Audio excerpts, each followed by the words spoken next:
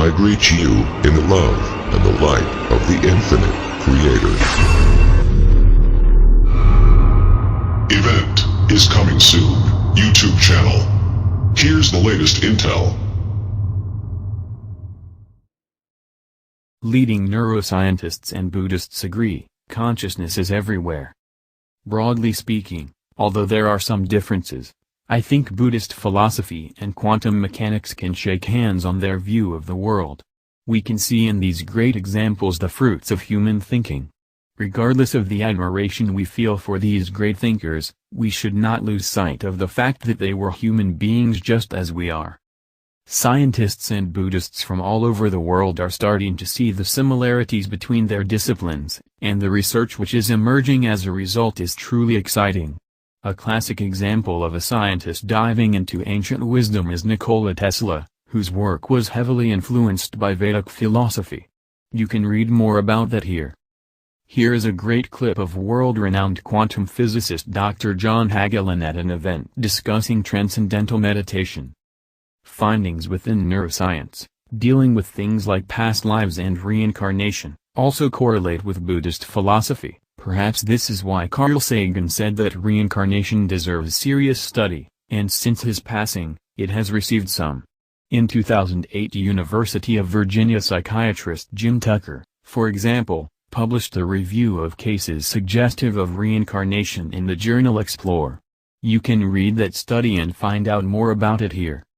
Without a doubt, various ancient Eastern traditions are closely tied with certain aspects of modern-day science. Though it may seem counterintuitive to some, it seems as though science is actually working to catch up to the teachings of ancient philosophy and mysticism rather than the other way around. Leading neuroscientists and Buddhists agree, consciousness is everywhere. I regard consciousness as fundamental. I regard matter as derivative from consciousness. We cannot get behind consciousness. Everything that we talk about, everything that we regard as existing, postulates consciousness. Max Planck, theoretical physicist who originated quantum theory, which won him the Nobel Prize in Physics in 1918. It's great to see that in today's day and age, multiple prominent scientists from all over the world have started to study non-physical phenomena and human consciousness. Christoph Koch, the chief scientific officer at the Allen Institute for Brain Science and a leading American neuroscientist, has illustrated how new theories in neuroscience suggest that consciousness is present in all things. A couple of years ago he took a trip to India to discuss the topic with a group of Buddhist monks and ended up debating with the Dalai Lama for an entire day.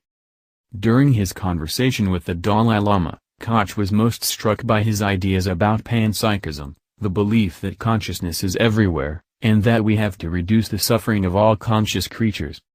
Sam Little-Fair-Wallace from Lion's Roar offers some insight into Koch's background and views. Koch, who became interested in Buddhism in college, says that his personal worldview has come to overlap with the Buddhist teachings on non-self, impermanence, atheism, and panpsychism. His interest in Buddhism, he says, represents a significant shift from his Roman Catholic upbringing.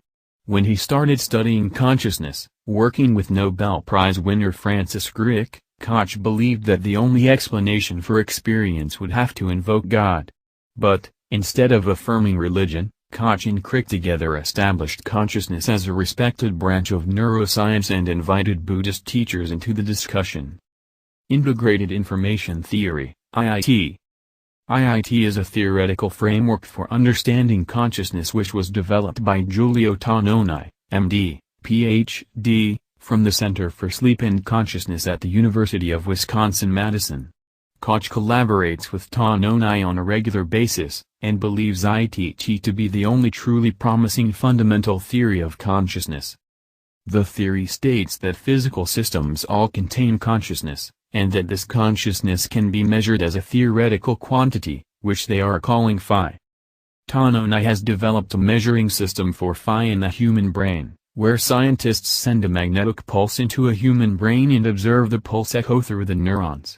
The idea is that the longer and clearer the reverberation, the higher the tested subject's level of consciousness. The test can be used to tell whether a patient is awake, asleep, or anesthetized. What Tanonai and his team are trying to do is measure consciousness. The fact that it has yet to be measured explains why a large portion of mainstream academia rejects the notion of consciousness existing as a separate entity, outside of the brain. Tanonai and Koch recently published a paper in Philosophical Transactions of the Royal Society B, emphasizing that consciousness is a fundamental aspect of reality, like other aspects that we can see and perceive with our senses. The theory states that any object with a phi greater than 0 possesses consciousness. This would mean that even protons are conscious beings, which wouldn't be too far off considering that when you observe them at the quantum level, their behavior changes, almost as if they know they are being watched. In the video, Koch describes how Buddhist teachings led him to study consciousness scientifically. I was confronted with the Buddhist teaching that sentience is probably everywhere at varying levels, and that inspired me to take the consequences of this theory seriously. When I see insects in my home, I don't kill them. It's fantastic to see this merging of science and philosophy, even if determining the source of consciousness remains a task beyond our grasp. Scientific theories like IIT help to further push the much-needed study of consciousness into mainstream academia. At the end of the 19th century, physicists discovered empirical phenomena that could not be explained by classical physics. This led to the development, during the 1920s and early 1930s, of a revolutionary new branch of physics called quantum mechanics, QM.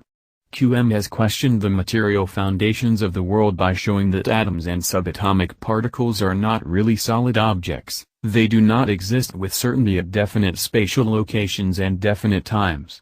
Most importantly, QM explicitly introduced the mind into its basic conceptual structure since it was found that particles being observed and the observer, the physicist and the method used for observation, are linked. These results suggest that the physical world is no longer the primary or sole component of reality, and that it cannot be fully understood without making reference to the mind. Dr. Gary Schwartz, professor of psychology, medicine, neurology, psychiatry and surgery at the University of Arizona, source. Below is a great video from Dr. Gary Schwartz, quoted above, in which he discusses whether consciousness is the product of the brain or a receiver of it. It's a fantastic and short overview of an immense amount of research. This subject has tons of peer-reviewed scientific research behind it which not many people have the time to go through themselves, and he has thoughtfully condensed that research to allow more people access to it. Please like us and share with your social media. Please subscribe and click the bell to be notified of our new videos. Remember to check out our playlist for important intel you may have missed. Be sure to enter our subscriber appreciation $100 monthly giveaway. The link is in our description. And visit our sister channel. The event is coming soon for additional intel and information. Stay tuned. Victory of the Light. Event is coming soon. YouTube channel.